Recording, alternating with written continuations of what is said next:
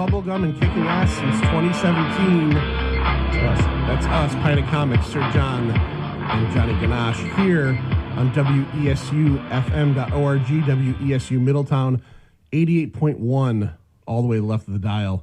John, what's going on, man? A little this, little that, little of the other thing. All right. That sounds like a pretty good Sunday for you. Typical. Typical Sunday. All right. Per usual, it's not just me and you. Nope. Who is the guest on the other end of the telephone line? Our fine guest tonight is June Brigman, artist on many things, That's including one of our favorites, Captain Ginger. How you doing tonight, June? I'm great. Excellent. It's definitely a treat for us getting you on because Captain Ginger is a particular favorite of ours. Yeah, it's awesome. And after having Stuart on a couple of times, we were like, we should really have the person that really puts the personality into that book on. That would be you. Well, thank you. Thanks for having me. Of course. So you've been bouncing around the industry for a couple of years now. A few.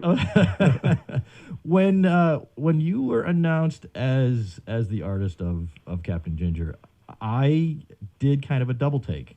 I hadn't heard your name pop up in the comic book circles for a little bit. And Stuart put me right in my place, and he goes, "Oh, she's been doing comic strip work." Right. And I had not been aware of that because I hadn't read a newspaper in forever. And you're a comic strip guy, too. I am. Yeah. I am. And I believe it's still being carried here in Connecticut, in the Hartford Current, Mary Worth. Okay. Which was not necessarily one of the strips that I read on a regular basis. I don't think I was the target market. No. Yeah. How did you get attached to Mary Worth?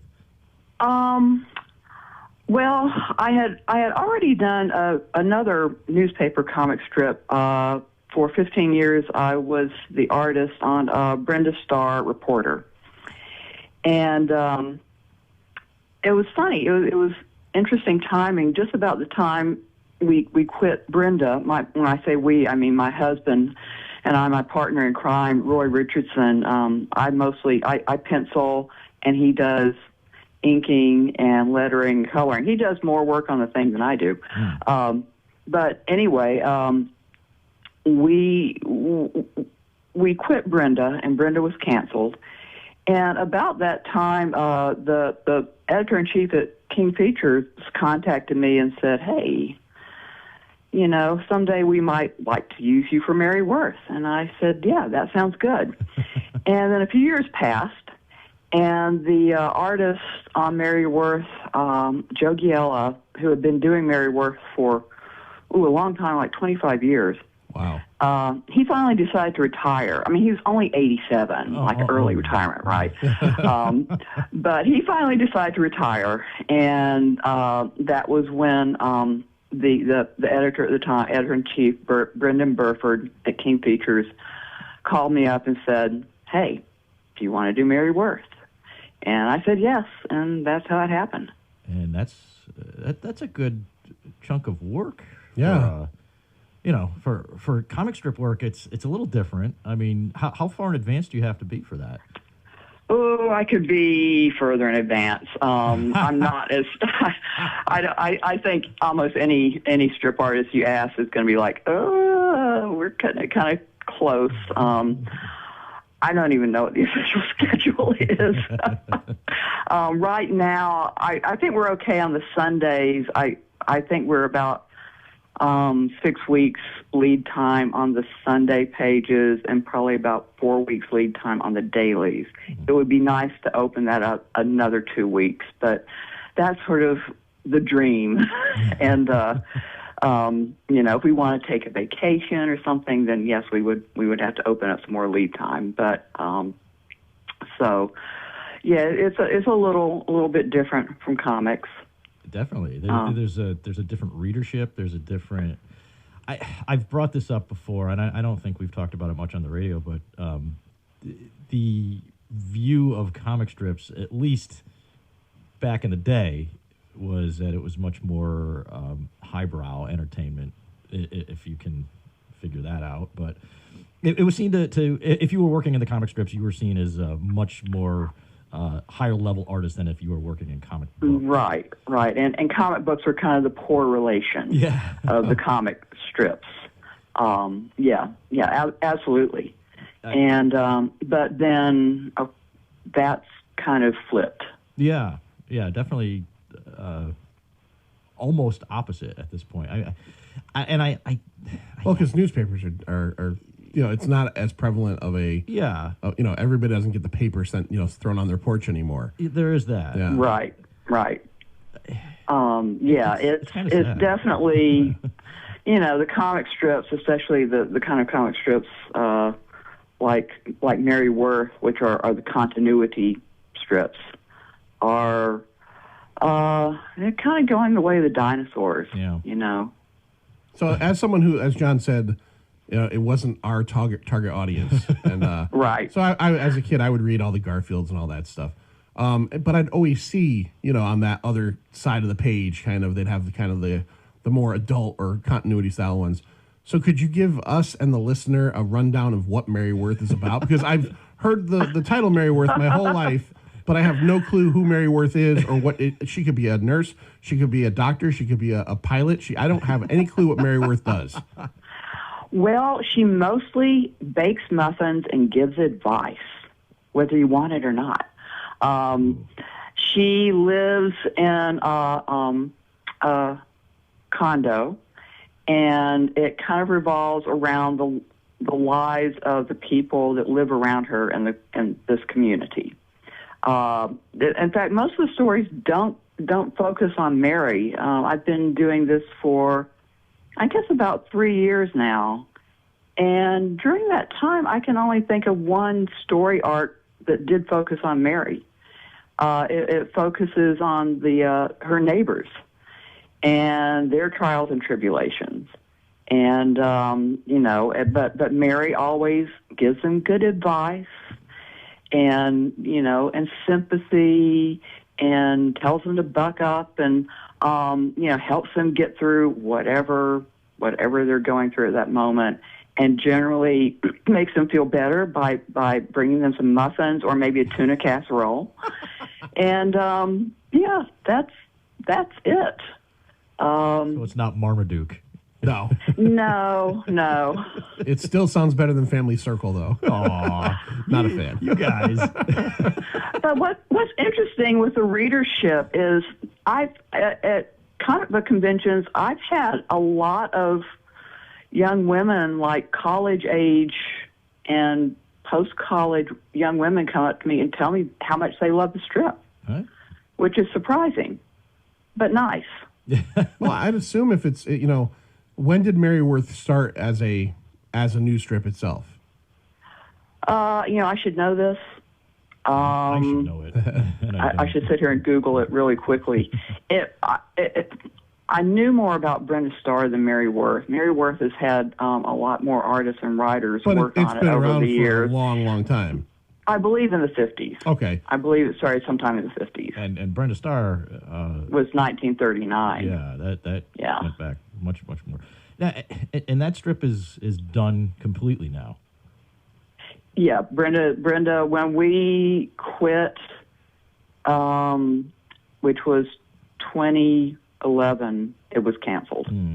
It's unusual that these long running strips like that just finally just fade out. I mean, you've got some that like Mary Worth, they just keep on going. And I don't know what the magic formula is.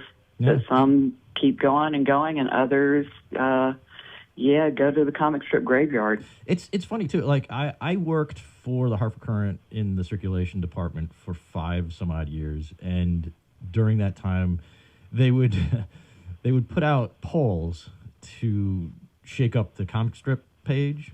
Right. And if you wanted people to cancel the newspaper, change the comic strip layout.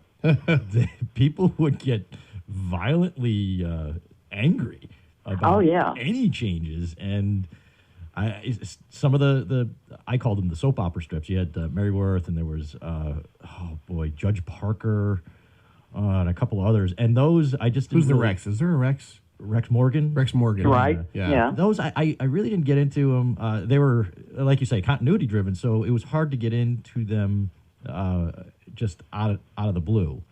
You know, Right. You couldn't really drop in the middle of a story and figure out what was going on. But I think I followed Mike Roper and Steve Nomad when Mike Roper wasn't even part of the strip anymore, but they still called it that. You know, but those strips I thought would be easy to drop from the lineup, and boy, you could not. Wow. They're just people that. Well, I think that I think that they have a small but very loyal following. Yeah, definitely. Which I think you yourself would find you're going to have fans that follow you from title to title to title. Many of our listeners are going to be well aware of the stuff that you did for Power Pack and Marvel. Yeah, I think I like to think that I have a small but loyal fan following.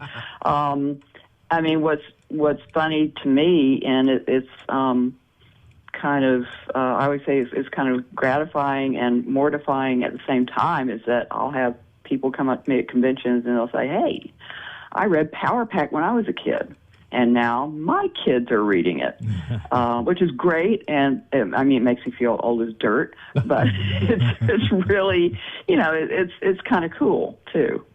Well, what's kind of great about your connection with Power Pack is that, you know, Marvel, you know, has been, let's say, you know, early 60s, Stan Lee and Kirby and all that stuff, and Ditko, and they created this universe. And for the last 80, or whatever, 70 years or whatever it's been, they've been, for the most part, most of the characters are the ones that were created back then. And then you do get these, you know, these new characters that are created, but it just seems to me to be a lot less than, we're still playing in the same sandbox of Spider-Man, Captain America, Thor, Iron Man. Right.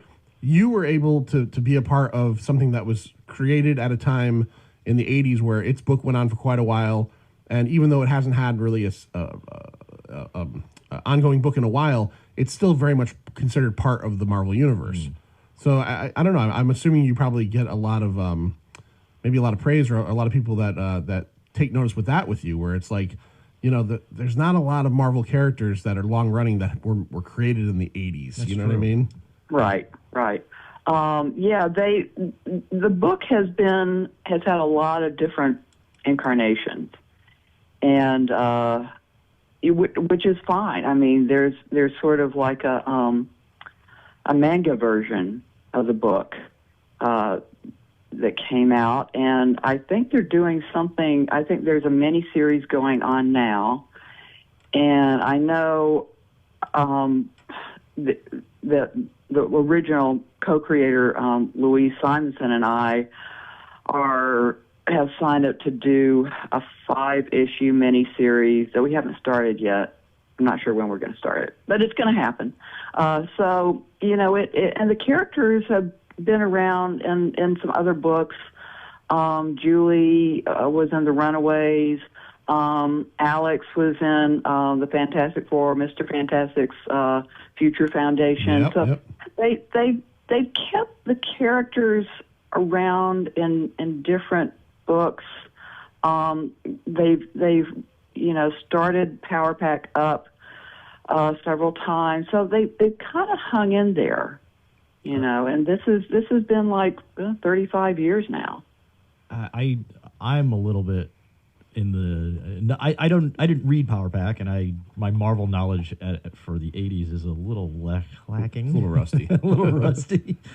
The characters are younger, for one. I remember that part. Yes. They were kids. They're all under the age of 12, right?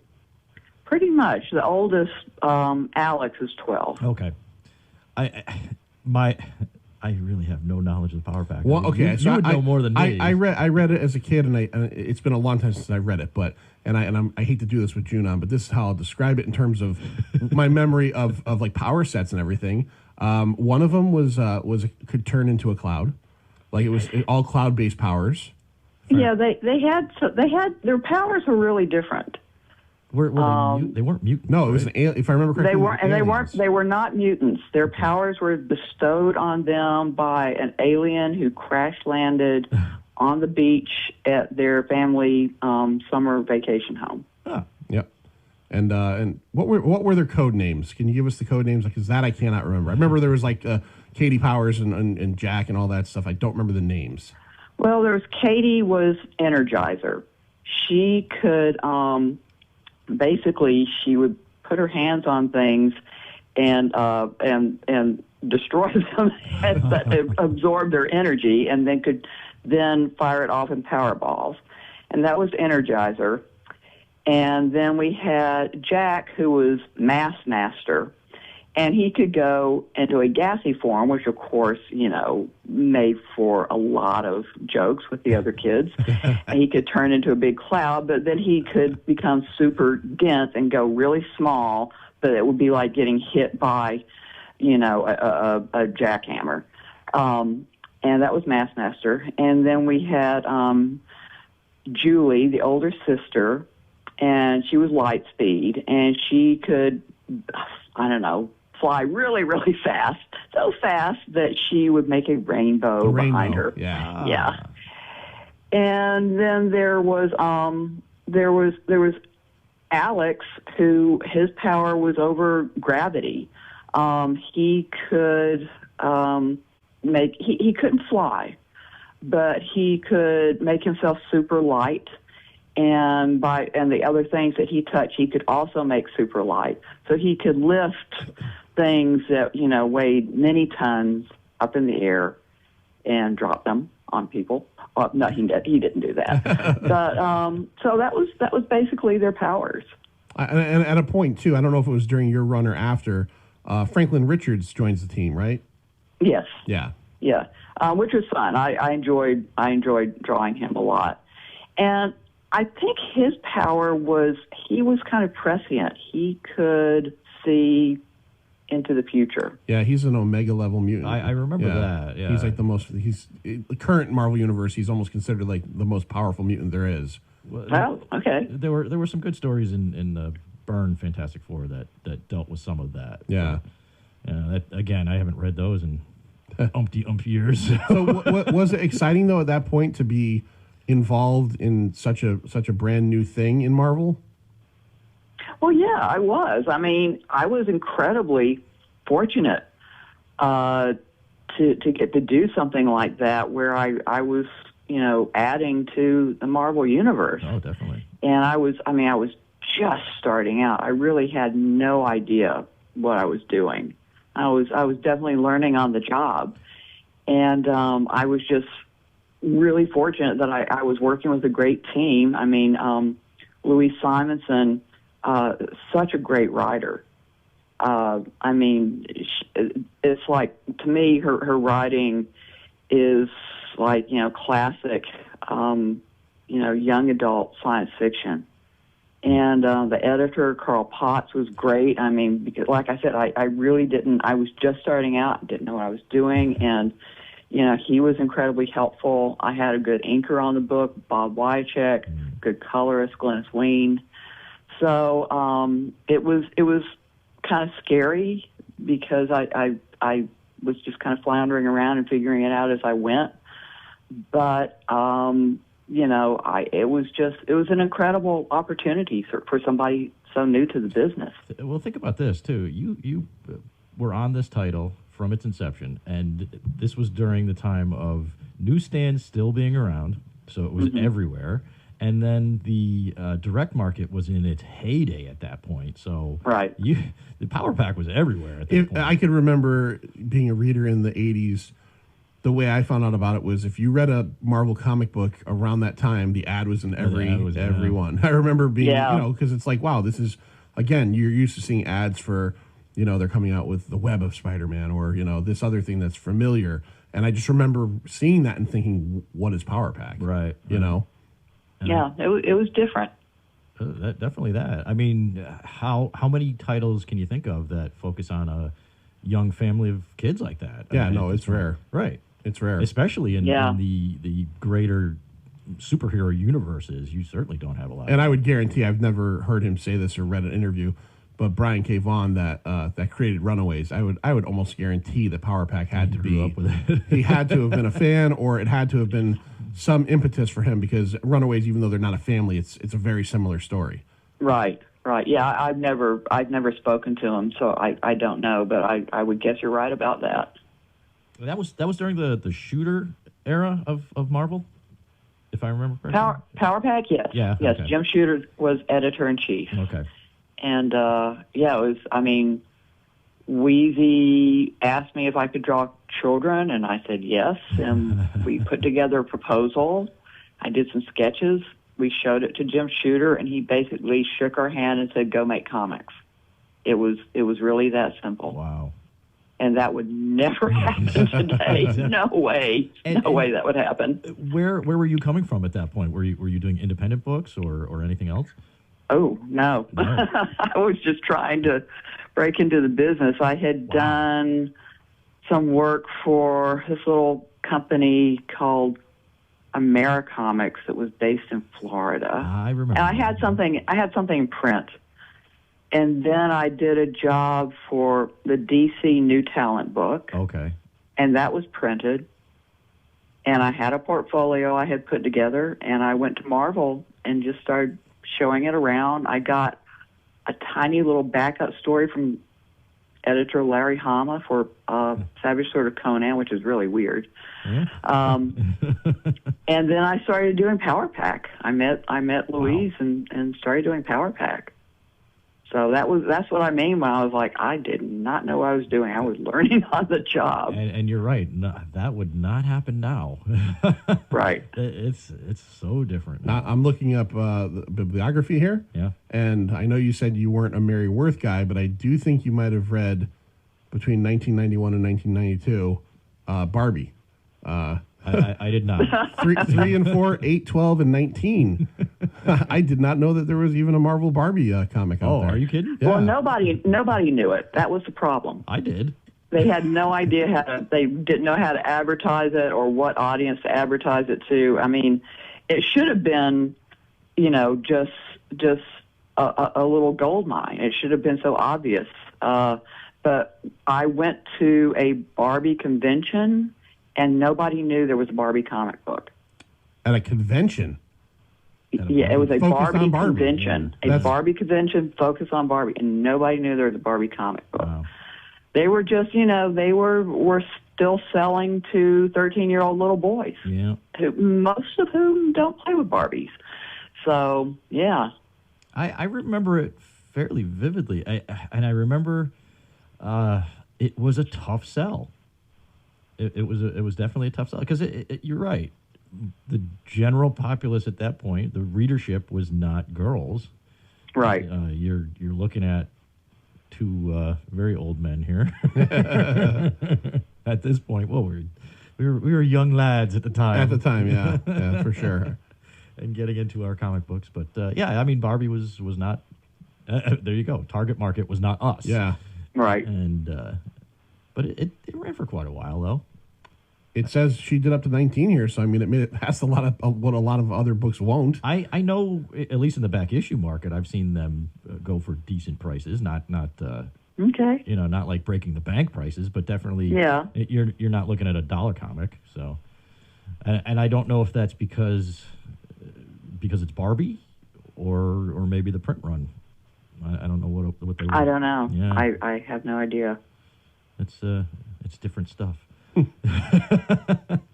So Captain Ginger. Yeah, man, I love that book. Yeah, we really. I as soon as I saw the title, I told Stuart this. I had a cat named Ginger, so it was like, oh, it's aimed right at me. And Ginger, Yeah. and Ginger had passed away like very close to the time that the Yeah. book was announced. Yeah. Oh, no. Yeah. Ginger was a very spicy tortie, and yeah, she definitely not like this book at all. More like Captain Ginger's mom, I think. Oh, yeah. What she was like. That story was brutal. So Stuart was telling us that a lot of these cats are cats that you have. Captain Ginger and Sergeant Mittens are based on two cats that we had when we first moved to Georgia. We were renting a house, and there were two cats that kind of came with the house. And one was named Bruno, or we named them because they were just strays, but I fed them and I named them, so now they're our cats, of course. And Bruno, it was very much like Captain Ginger. The neighbors called him Killer. I mean, he was a badass cat. I mean, he was orange. He was an orange ginger tomcat. We did get both cats neutered. They didn't know the difference, I don't think. Mooch was another big bruiser. Had this just like Sergeant Mittens. He was black. Had this big, thick, bushy black coat. And the two of them had a relationship very much like the cats in the comic, and they had this kind of love-hate relationship. They hung out. I think at times Bruno, the orange ginger cat, would have been fine if Mooch, the big black Sergeant Mittens cat, had just left him alone. But Mooch went everywhere Bruno went. And every now and then they would get in a fight. And I mean like fur flying, rolling in the dirt. I'd have to go out there and kick them to make them break it up. But then 30 minutes later, I'd see them curled up asleep together. So That's like me and John. Yeah. there you go. I don't think we've ever slept together. No, no snuggling.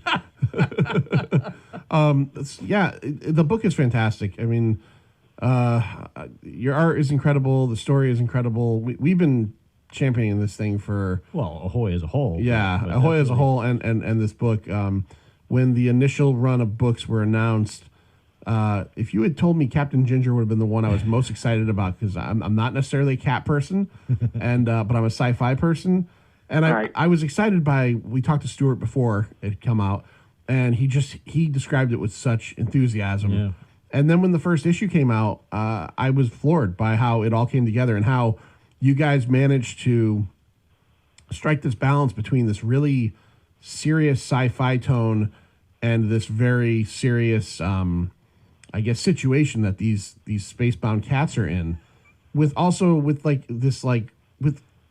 humor based around cat behavior.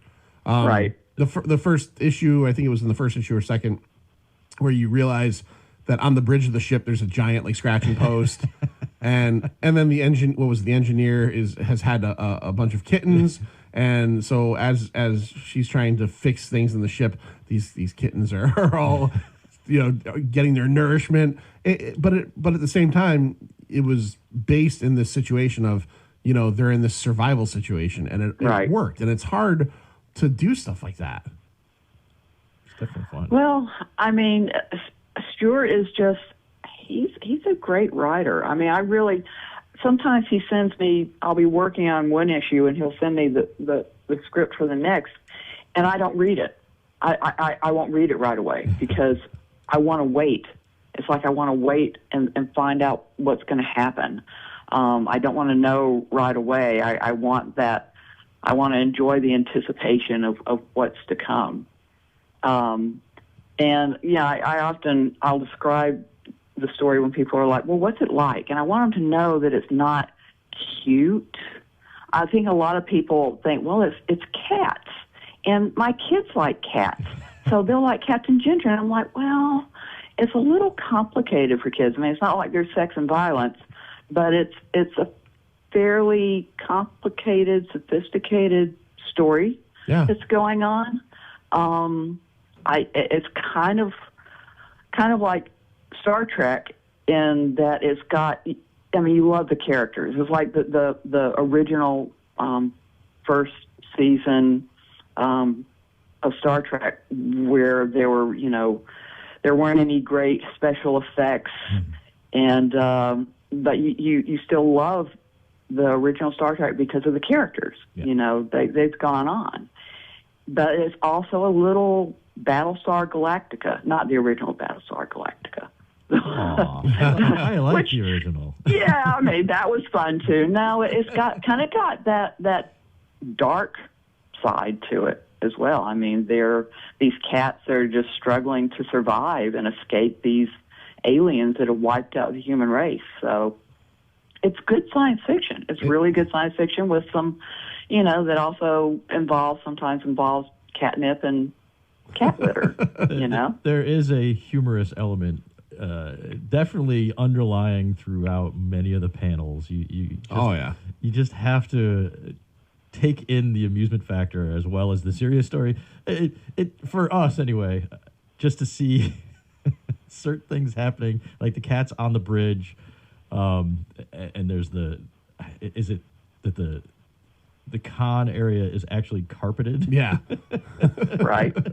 Little things like that. The cat's running up the walls and it's so much. It's a good science fiction story told in a different manner. Yeah. And it's unique, and that's something you can't do too much in anything anymore. Not many people are going to go, hey, that's just like that other spacefaring cat story that I read like 3 years ago. Right. All right. Well, I'm sorry, June. Hold on 1 second. Sure. I just realized we went a couple minutes over where we right. should go for a public service announcement. So Okay. I apologize about that. So we have June Brigman on. Go to ahoycomics.com. Is that the correct website? I believe so. I believe it's ahoycomics.com. Right. Go check that out. Maybe go to a link on, I don't know, one of those other websites and take a look at the trade paperback for Captain Ginger, which is out right now. And it should be in your life. We've told you that more than once. Much like Chuck Woolery, we will be back in 2 and 2 for more Talk with June. This is Jim Rockford. At the tone, leave your name and message. I'll get back to you.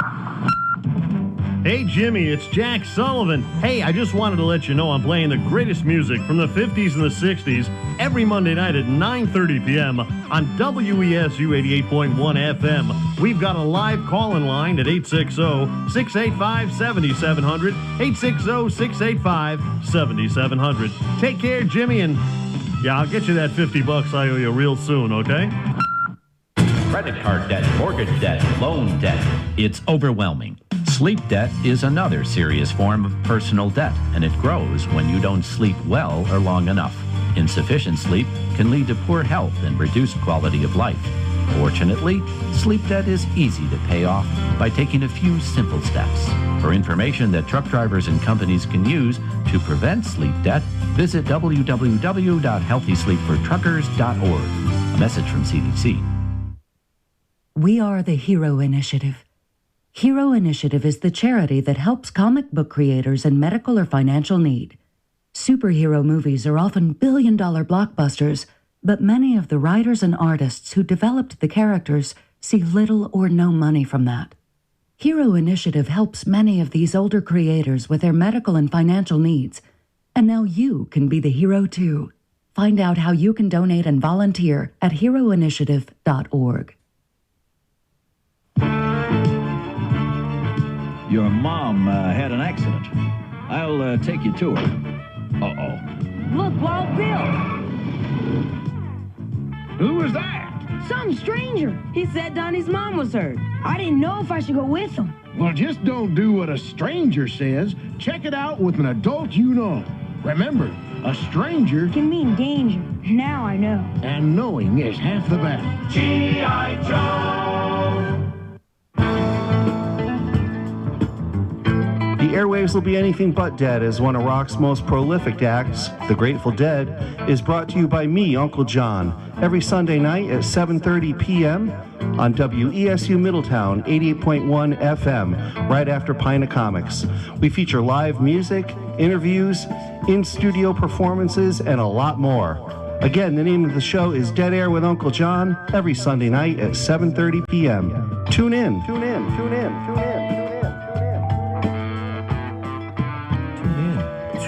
Tune in. Tune in. Right after this show, Uncle John and Dead Air, the world's most dangerous and greatest live Grateful Dead show.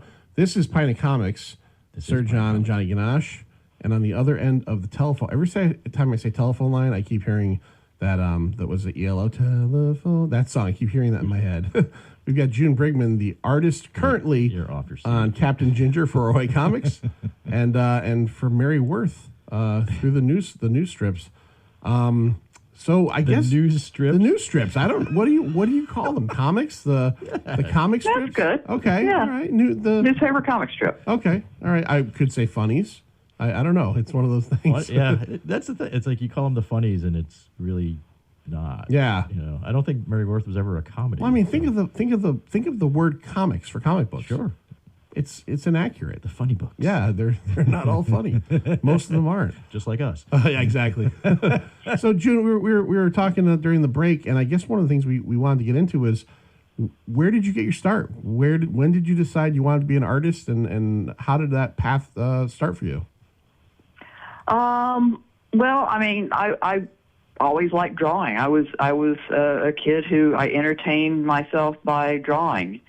And I knew I wanted to be an artist. I knew I wanted to be a working artist.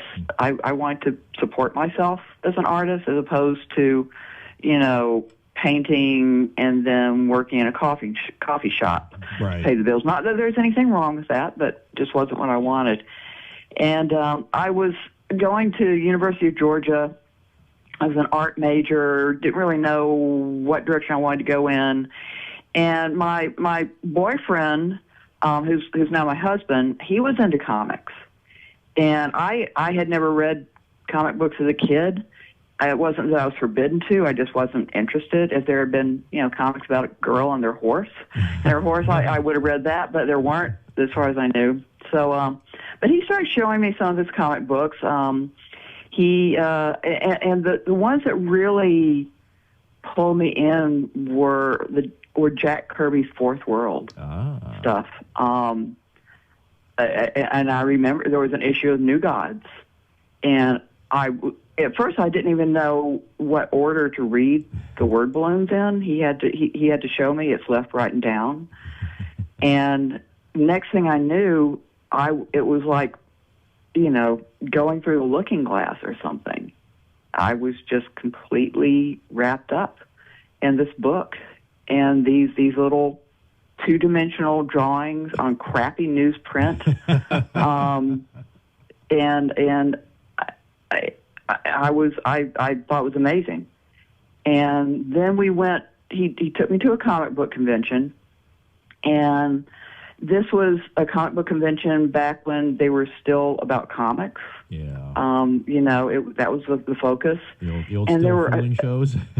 Yeah, it was. Yeah, that kind of show. Yeah. There were a ton of creators there. I mean, I met Bernie Wrightson. I met Gil Kane. I met Michael Kaluta, Bob McLeod, Jim Steranko, all these artists who went on to become legends. And I saw what they were doing. They're sitting there doing these great drawings, and they weren't using photo reference, and they weren't using models. And I thought, hey, that's what I'd like to do. And that's really what sparked me. I started working on my own. I eventually dropped out of school, and my parents were right. I kind of regretted that later. And I didn't finish my undergrad work until I was 45, and then I just a few months ago finished my Master of Fine Arts in Illustration. But yeah, I love to draw, and it was an incredible challenge. I dropped out of school and started trying to figure it out on my own because there were no schools. I think maybe at that time the Kubert School might have been around, but I didn't know about it. And there weren't all the schools, now teaching sequential art. Right. There was no deep degree program in sequential art, and if you were in school and you wanted to draw comics, if you were smart, you kept your mouth shut about it. It wasn't cool. So it really, yeah. I just started working up a portfolio and sending out samples and got those little jobs I mentioned earlier, and that was it. And then boom, all the comics. And in your career, have you ever had a chance to draw any of like the fourth world characters in anything you've ever done?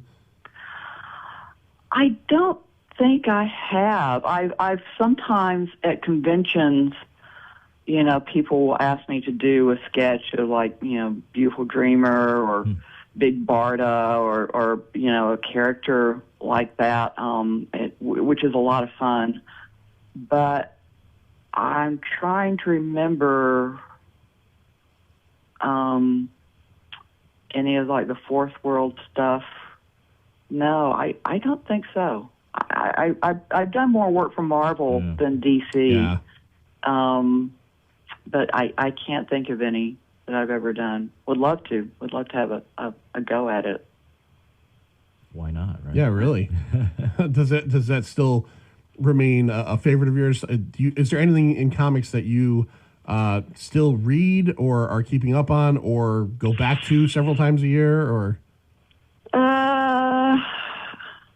not really. I shouldn't admit this. I think sometimes by the time I'm done with my deadline work, I want to step away from the drawing board and step away from the comic books. I mean, I still look at Walt Simonson's Ragnarok.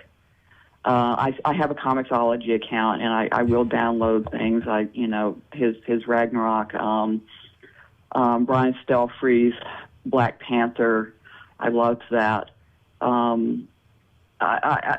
are artists that current artists that I really like a lot. I love Sean Murphy. I love Dominic Stanton. But I don't read very much. I don't read many comics. We talked to quite a few comics pros, and that is the answer. From more than less. Is that it's hard to keep up on stuff, or it's time consuming. Yeah. I mean, look at us. So we barely have time to keep up with the stuff. Yeah. We do. Yeah. I'm not, I mean, I look at the pictures.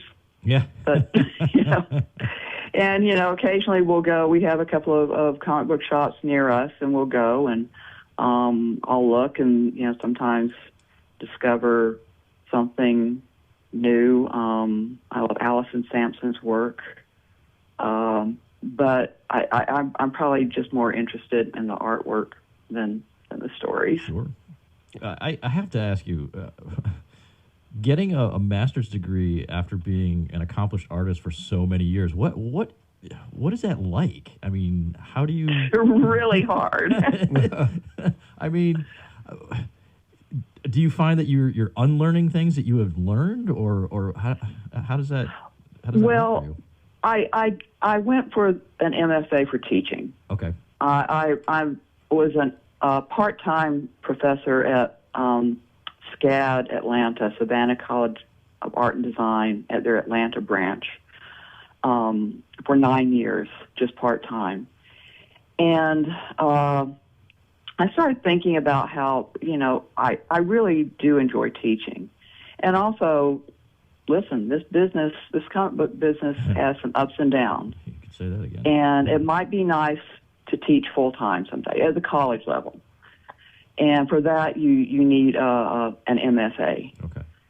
So the school, I got my MFA from SCAD.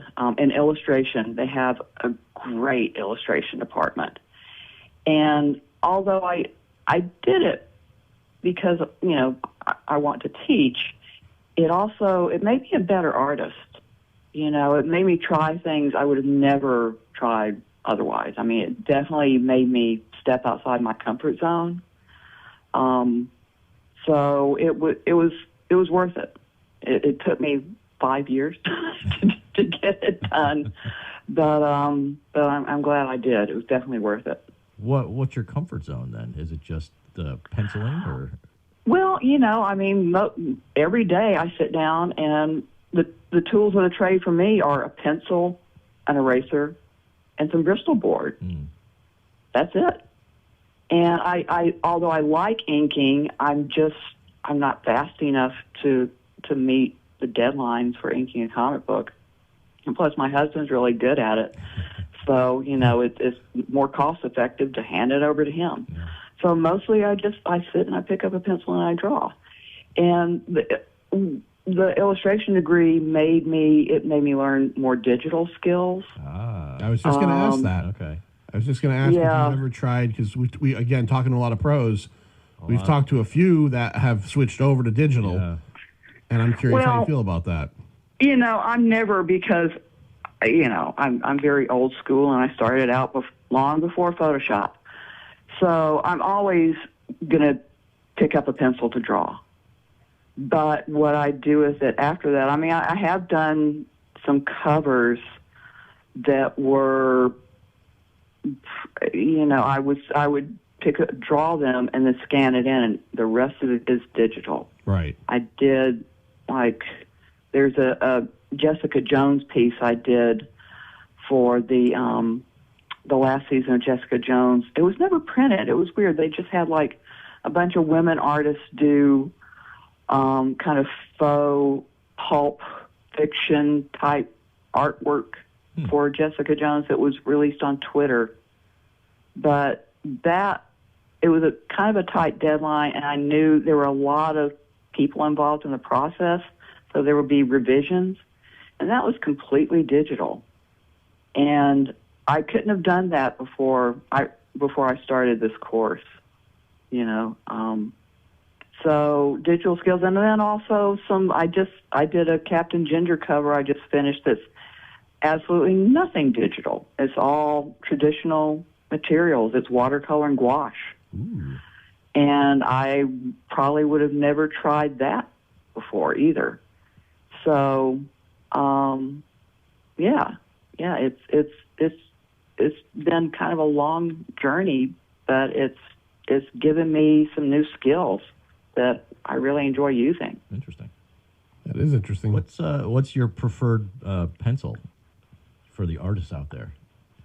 Oh, it's the kind you buy at the grocery store. It's a Ticonderoga. Oh, number two? Number two with the erasers on the end. Yes. Then I can just flip it. If I want to erase something small, I can just flip it over and erase it. And if you have to take his SAT or any other, fill in the bubble test, it'll be the little thing will go into the machine.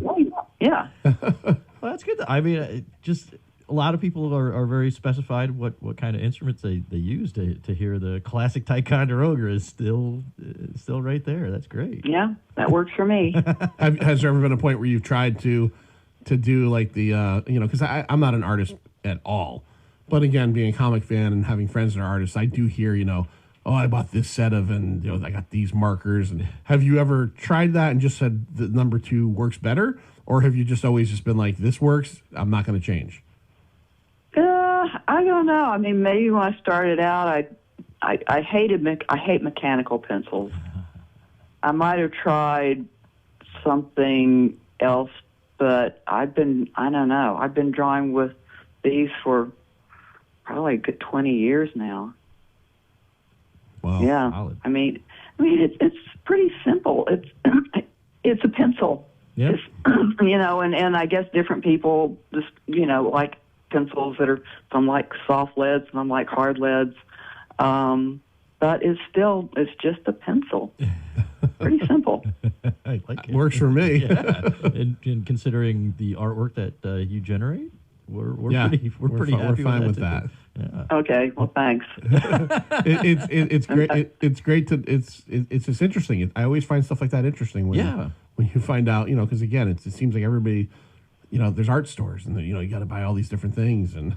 Well, it's all about the end product, and then whatever works for you. I mean, I've had students that couldn't stand the feel of paper under their hand because they worked on, Cintiqs and with Wacom tablets for so long, and they were very comfortable using a stylus. So I was like, okay, use a stylus if that's what works for you.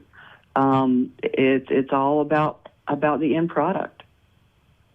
So what do we have coming up from you? Do we have any more Captain Ginger? Do we have? Oh yeah. We are doing in addition to the first 4, we're doing 6 more. Ooh. Oh, nice. 6. I'm not sure how they're going to number them. If they're going to start with another number 1, there's going to be a second season. There will be a total, including the 4 that have already come out. There will be a total of 10, and it gets darker. Uh-oh. Yeah, there's some pretty heavy stuff that happens. This isn't Heathcliff, people. No, it's not. That was it an issue of Was it in the series, or was it a Free Comic Book Day issue where they showed you the origin of Mittens and Ginger's kind of animosity and the whole bit with the mother and how the mother was terrible? Was that a Free Comic Book Day or was that in the series? That was Free Comic Book Day. That story, and then that was included in the collection. That story depressed me. The story was. It was. I mean, when Stuart sent it to me, I was kind of like, I don't know if this is really going to work for Free Comic Book Day. I mean, it worked. Who's going to read this and want to buy the book? But it did. In a way, it is very representative of the spirit of the book because it has, it shows these little kittens. They're struggling to survive. There's some humor. Ginger steals. He steals a bag of treats. Yeah, food. Yeah. But then it has this dark side to it as well when you find out that Mittens has this abusive father. Yeah. And so it is a kind of depressing story, but it's pretty representative of the facets of the book. Did you miss that one? Apparently I did. Yeah, it was Free Comic Book Day. I'll get you my copy. Was it a Captain Ginger Free Comic Book? It was a flip book, I think. Maybe Dragonfly Man and Dragonfly. Oh, okay, I have that. Flip it over, read that other half because it's really good. It's on the stack because I haven't read Dragonfly Man yet, or the first one. Oh, Wrong Earth. Wrong Earth. I'm a little behind. And are any plans on doing anything else in the Ahoy universe after that's done, or are you just focusing on that right now? I'm just focusing on this right now. Yeah, I'm a little over halfway through issue. I think it'll be issue 7, and I don't know. I don't know what'll happen after 10. I don't know if we'll do more Captain Ginger, or if that'll be it. I don't know. Do you find these done-in-one type stories to be a little bit easier to deal with now with your regular schedule of doing Mary Worth? Well, I mean, I can handle doing Mary Worth and one other thing, which right now is Captain Ginger. It starts to get a little bit overwhelming if I take on anything else besides that. Yeah. I can do Mary Worth and I can do Captain Ginger, but I had to turn down some other things because I just I'd like to have a little bit of a life and also, I really, I really enjoy Captain Ginger so much that's it's almost like my playtime. And I'm happy with the work I'm doing on it, and I don't want to feel like I'm having to rush through it. I just want to enjoy it, enjoy the trip. It definitely shows in the artwork that you're enjoying what you're drawing. It's a lot of fun for the reader, I think. I hope so. I mean, I think. Yeah, I've been really fortunate to get to create. I got to create Power Pack, and now I got to create the Captain Ginger world. And as much as I love Power Pack, I think Captain Ginger has been more fun because, for one thing, I kind of know what I'm doing by now.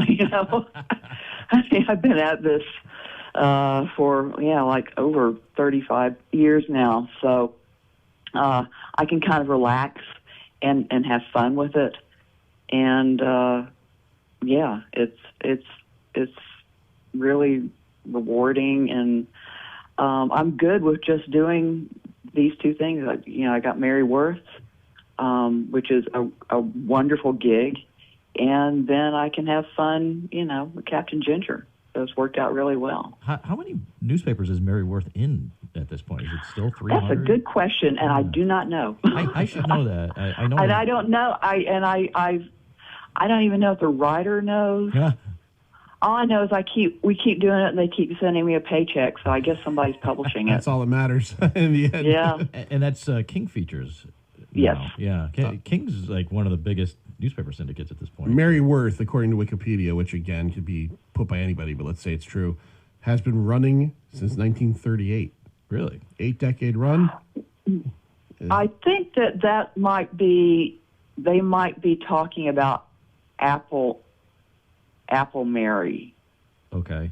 Which some people consider to be like, the beginning of Mary Worth. Oh, okay, yeah. It just says I'm Mary guessing Worth here. that's what they're talking about. Like, I don't think it actually turned into Mary Worth until later. Oh, yeah. Apple Mary, created by Martha Orr in 1932.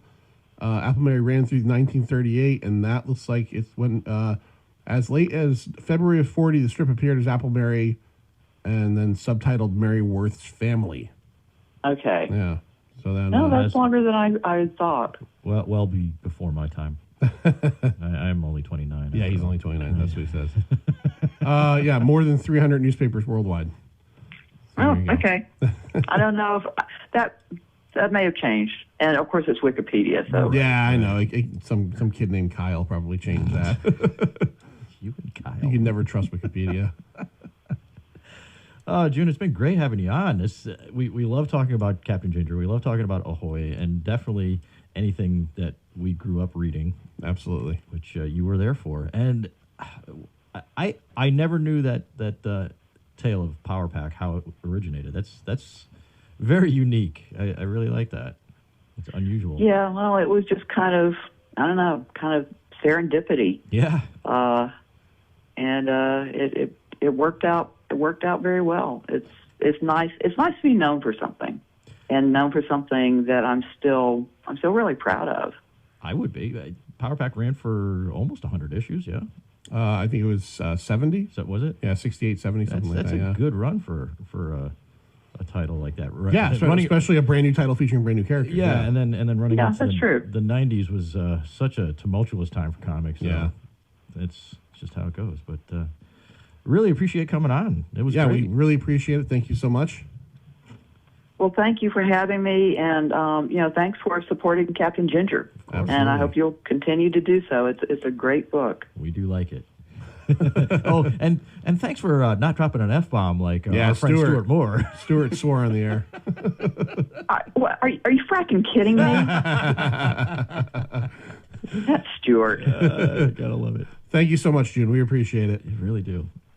Okay, guys. Take it easy. Have a good night. You too. Bye-bye. All right. That was Pint of Comics for this week.